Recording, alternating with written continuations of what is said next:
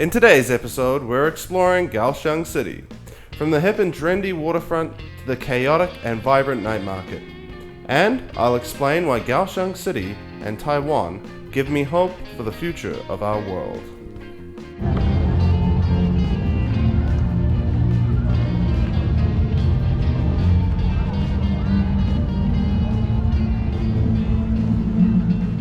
So I'm sort of by the Kaohsiung waterfront here.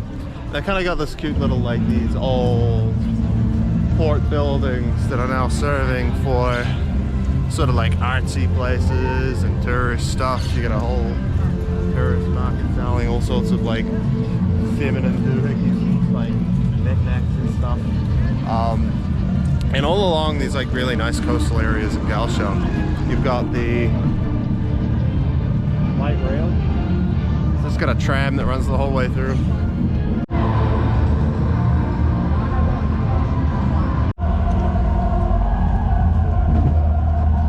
I love ice cream, man. I got lemon, Oreo, chocolate. It's 110. The lemon's nice. It's more of like a sorbet than a ice cream.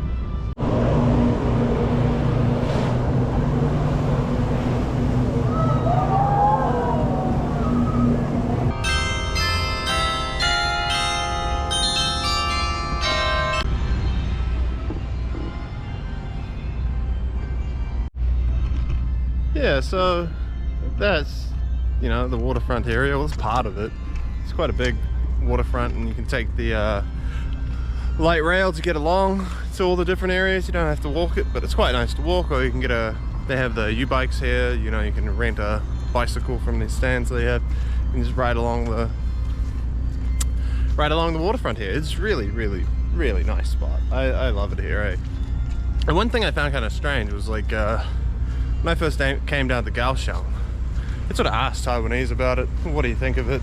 Everyone had pretty negative opinions, frankly. Like it's not really worth going to there.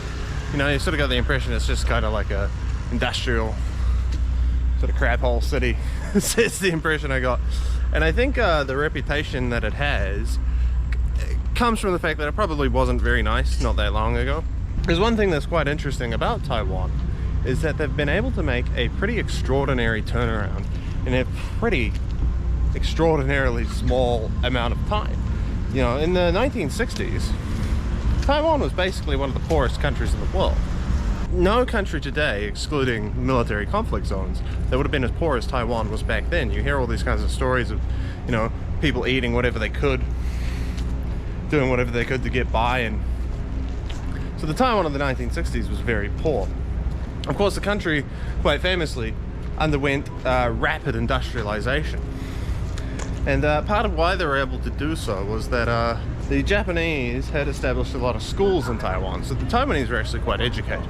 So one of the big changes that happened in Taiwan that allowed them to sort of make this rapid shift towards industrialization was when the Kuomintang regime arrived in Taiwan.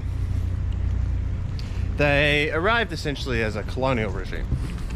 They wanted to repress the Taiwanese identity and to, you know, establish Taiwan as a stronghold for the Republic of China government that they believed was eventually going to recapture the mainland once everyone got sick of the communists, right? One of the things they did is they saw one of the very powerful groups in Taiwan was the landowning classes, right? The landlord classes, who owned the land and rented it out to the farmers. Basically, vast majority of people were peasants, but there's a powerful landowning class that ruled over them, essentially. And the Kuomintang regime took control. They saw this landowning class as a problem, you know. They could have been an influential group that could have undermined their political influence and power. So the Kuomintang broke up the landowning class. They took the land and they basically handed it out as homesteads, handed out all the land to the peasant families. And so pretty much everyone got a sort of kickstart to being wealthy by the fact that suddenly everyone was landowners and they were able to basically conduct their own business. And I mean, to today, you really have this small business mentality. There's small businesses everywhere you go, especially compared to where I'm from. Like in New Zealand, it seems that like these days everything's chain restaurants, chain shops, you know, whereas in Taiwan there's a lot of independent small businesses everywhere you go.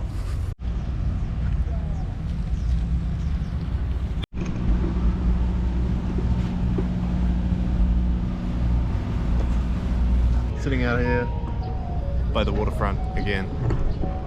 The last boats. We've got some cheesy cafe jazz in the background. Now into Louisa Coffee. Louisa Coffee is a coffee chain you can find all throughout Taiwan, and I definitely suggest trying it out. They're really good coffee. It's not too expensive. This was like a hot latte, large hot latte for 90 NT, which I think like that's expensive for Taiwan, but like compared to what you'd be paying in other countries, I think it's quite cheap. So one last bit, because I realize I'm probably turning this into a bit of a rant video as opposed to like a good travel video. But another thing about this, you know, rapid turnaround of Taiwanese society is I'm older than Taiwanese democracy. I was born in 1995. Taiwan had its first democratic election in 1996. So, you know, it kind of shows you that things have changed pretty quickly in a pretty short period of time, and now, you know, Taiwanese democracy is one of the strongest in the world. It's a very robust democratic system, and they've done that very, very, very quickly. So, you know, it really, one thing of why I really appreciate learning all of this about Taiwan is because my own country, I feel like, has gone backwards pretty fast. It seems to be pretty bent on destroying everything that made it a good country, whereas I think, you know, Taiwan shows you this sort of like counter example where a country went from being, you know, a desperately poor military dictatorship to being, you know, Taiwanese have the 5th highest household wealth in the entire world on average. It's a very developed economy. They have very solid infrastructure. The healthcare system is awesome. You know, I can get from Kaohsiung to Taipei City in an hour and a half if I take the high-speed rail. Petty crime is virtually non-existent, and then they've done this all very quickly, because if you talk to people about the 1990s in Taiwan, there was a lot of crime, there was a lot of gangs. They didn't have an election until 1996. And yet the country I live in now is so peaceful. The democracy is so strong, and it's just a really awesome little story of the little country that could, really. So no, I appreciate it a lot, because again, it shows you, like, even if you're sort of looking at your own country and you're going, oh, whoa, what's all this about? Are we ever going to get it right? Well, it doesn't take that long to sort your stuff out, especially if a country that was among the poorest in the world, you know, 70 years ago, and is now, you know, wasn't even a democracy until 1996, can be like this, then I think any country in the world can sort their stuff out if they put their minds to it and they really try. I like the toast thing. Red chicken danbing. There's also a bacon danbing on the way. All of that's $205. I accidentally ordered the wrong thing, and they changed it out for me, so tops, man.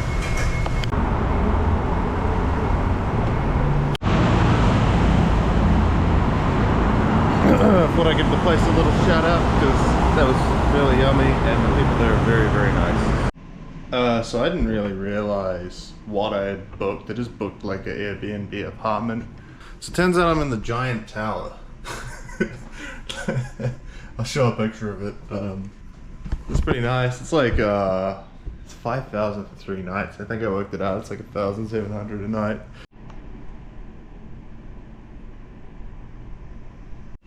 Okay, so I wanted the night view behind me for this one. Just like to reiterate on the point I was making earlier about the population density of Taiwan, I sort of looked up some numbers to give it a bit of a context, right? So if we look at like the area of Taiwan is 36,000 square kilometers, right? So about 2/3 of that is mountains. So it leaves about 1/3 for like actual like urban development and like farming and stuff. Over 20 million people live in that 1/3 of the country, which amounts to like 12,000 square kilometers, right? So about a third of 36,000, 12,000 square kilometers. It's about the same as Vanuatu's land area. It's about the same as Puerto Rico. It's less than 1/10 of the United Kingdom, right? And yet it's got 20 something million people living on it.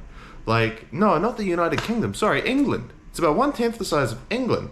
So if you imagine England had like 250 million people, that's what Taiwan's west coast is like. It's very, very populated, right? There's about 5 cities, 6 if you count it the way the government does, but it's a little bit weird because they put New Taipei and Taipei City as separate cities, but they're kind of just the same thing, but with different governments. But there's about 5 cities with more than 1 million people, all around. Like Kaohsiung's 2.8 million, Tainan's 1.8 million, Taichung is 2.8 million, and I think Taoyuan is 2.4 million, and then New Taipei, Taipei City together have around like 5-6 million people. So there's a lot of major cities, and then in between all those major cities are a lot of like smaller towns and stuff. So there's a lot going on in a very, very small area, and it's part of what I really like about living here is like on the one side of the country you've got within very easy like access for all the trains and the high-speed rail and everything, like a whole bunch of major cities to go look at. But then on the other side of the island where I've already been, you can see there's this beautiful scenery, really like rural living, and it's just a really, really cool place to be, like really cool place to live because it's all so accessible. It's also easy to see. Alright, so I'm staying somewhere up there on the 25th floor.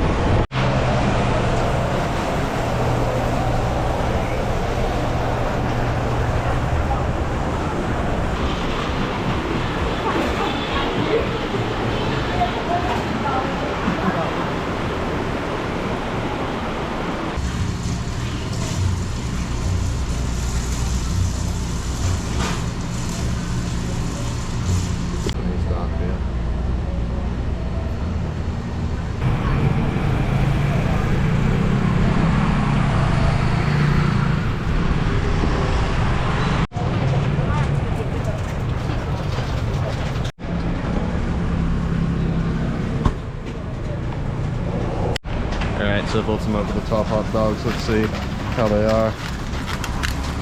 Here's one. It's been in the oven. It's really good. It's like a real sausage, not just a hot dog. Like a... I think they call it like German sausage here. But like I think this is the meat sauce one. So there's not a whole lot of it, but it's still pretty good. Like all ovened up and warmed up, and the cheese is all melted, so.